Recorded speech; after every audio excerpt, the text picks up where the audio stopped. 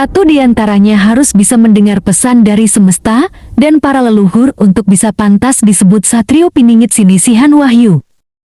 Dia saat ini ada di ujung. Good thoughts, very agreeable. I said in the United Nations several years ago. Ya, soalnya adalah memang tergantung kepada bangsa dan rakyat Indonesia.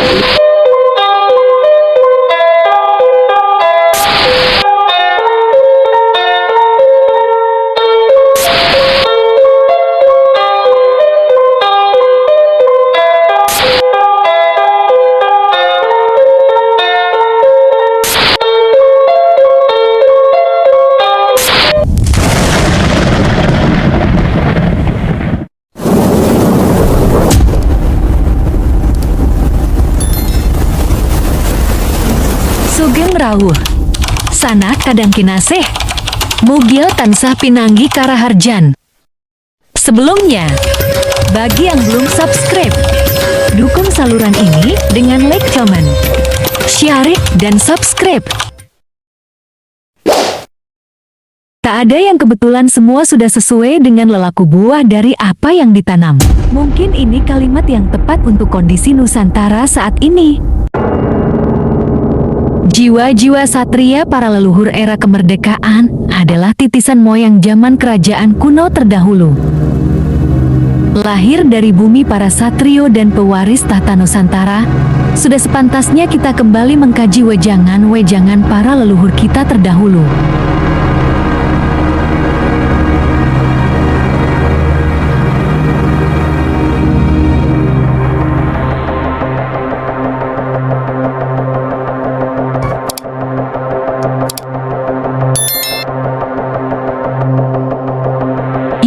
Soekarno atau yang biasa dipanggil Bung Karno yang lahir di Surabaya, Jawa Timur pada tanggal 6 Juni tahun 1901 dari pasangan Raden Sukeme Sosrodihardjo dengan Ida Ayu Nyuman Rai.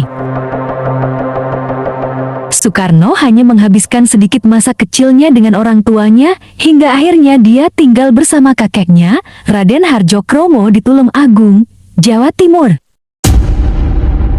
Setelah lulus pada tahun 1915, Soekarno melanjutkan pendidikannya di HBS, Surabaya, Jawa Timur. Di Surabaya, Soekarno banyak bertemu dengan para tokoh dari masyarakat Islam, organisasi yang kala itu dipimpin oleh H.O.S. Cokroaminoto, yang juga memberi tumpangan ketika Soekarno tinggal di Surabaya.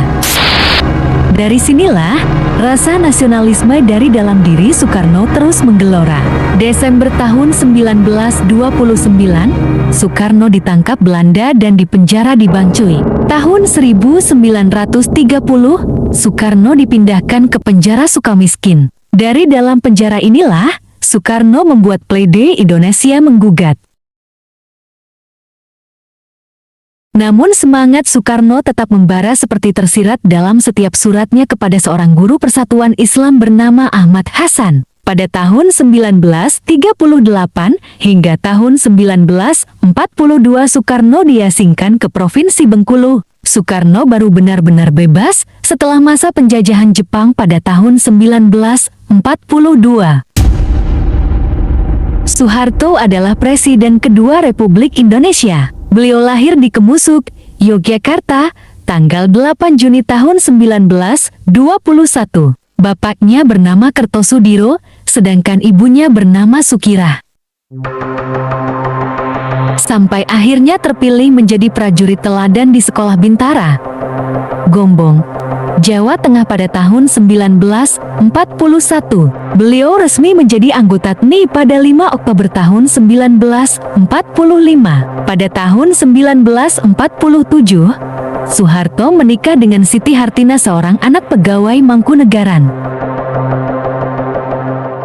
Jenderal Besar Hari M. Soeharto telah menapaki perjalanan panjang di dalam karir militer dan politiknya. Di kemiliteran, Pak Harto memulainya dari pangkat sersan tentara KNIL, kemudian komandan peta, komandan resimen dengan pangkat mayor, dan komandan batalion berpangkat letnan kolonel. Setelah meletusnya G30 SPKI, Sidang Istimewa MPRS Maret tahun 1967 menunjuk Pak Harto sebagai pejabat presiden, dikukuhkan selaku Presiden ARI kedua, Maret tahun 1968. Pak Harto memerintah lebih dari 3 dasawarsa lewat 6 kali pemilu, sampai ia mengundurkan diri 21 Mei tahun 1998. Presiden ketiga Republik Indonesia, Baharudin Jusuf Habibie lahir di Parepare, Sulawesi Selatan, pada 25 Juni tahun 1936. Beliau merupakan anak keempat dari 8 bersaudara, pasangan Ali Abdul Jalil Habibie dan Tuti Merini Puspawardojo. Peraih penghargaan bergengsi Theodore Van Karman Award itu 10 tahun kuliah, hingga meraih gelar doktor konstruksi pesawat terbang di Jerman dengan predikat summa cum laude. Di Indonesia, Habibie 20 tahun menjabat Menteri Negara Ristek atau Kepala BPPT, memimpin 10 perusahaan BUMN industri strategis, dipilih MPR menjadi Wakil Presiden ARI, dan disumpah oleh Ketua Mahkamah Agung menjadi Presiden ARI menggantikan Soeharto. Soeharto menyerahkan jabatan presiden itu kepada Habibie. Abdurrahman Wahid menjabat Presiden ARI keempat mulai 20 Oktober tahun 1999 hingga 24 Juli tahun 2001. Beliau lahir tanggal 4 Agustus tahun 1940 di Desa Denanyar, Jombang, Jawa Timur. Gus Dur adalah putra pertama dari 6 bersaudara. Ayahnya adalah seorang pendiri organisasi besar Nahdlatul Ulama. Awal tahun 1980 Gus Dur dipercaya sebagai Wakil Khatib Syuriah PBNU. Di sini Gus Dur terlibat dalam diskusi dan perdebatan yang serius mengenai masalah agama, sosial dan politik dengan berbagai kalangan lintas agama, suku, dan budaya. Gus Dur semakin serius menulis dan bergelut dengan dunianya.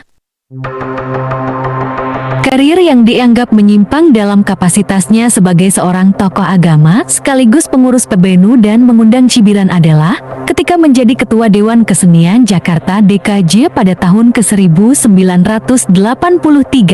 Beliau juga menjadi Ketua Juri dalam Festival Film Indonesia FFI tahun 1986 ke-1987. Presiden Republik Indonesia kelima, Megawati Soekarno Putri lahir di Yogyakarta, 23 Januari tahun 1947. Sebelum diangkat sebagai presiden, beliau adalah Wakil Presiden ARI yang ke-8 di bawah pemerintahan Abdurrahman Wahid. Megawati adalah putri sulung dari Presiden ARI pertama yang juga proklamator, Soekarno. Masuknya Megawati ke kancah politik berarti beliau telah mengingkari kesepakatan keluarganya untuk tidak terjun ke dunia politik. Trauma politik keluarga itu ditabraknya. Megawati tampil menjadi primadona dalam kampanye PDI. Walau tergolong tidak banyak bicara, ternyata memang berhasil.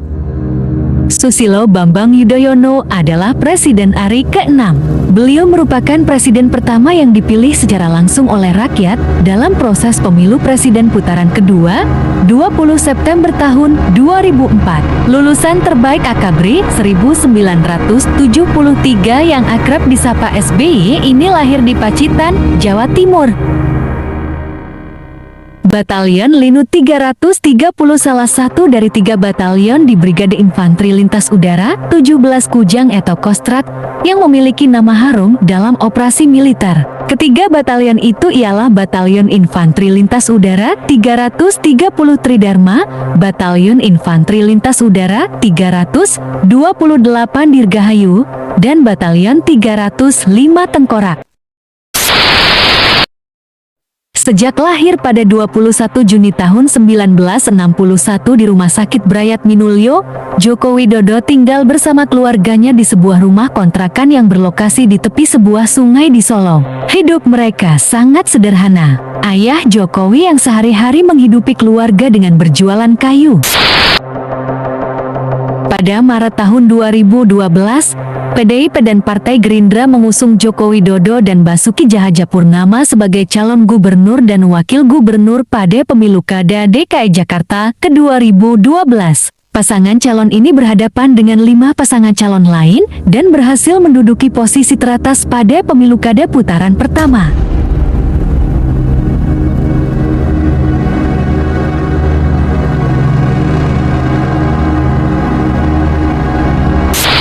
Pesan alam sudah disampaikan, para leluhur sudah merestui siapa yang akan membuka tabir misteri Satrio Piningit untuk mengembalikan Nusantara dalam kejayaan. Suara langit mengilhami 2 pewaris tahta Nusantara yang akan meneruskan perjuangan para leluhur. Keduanya memiliki keistimewaan masing-masing.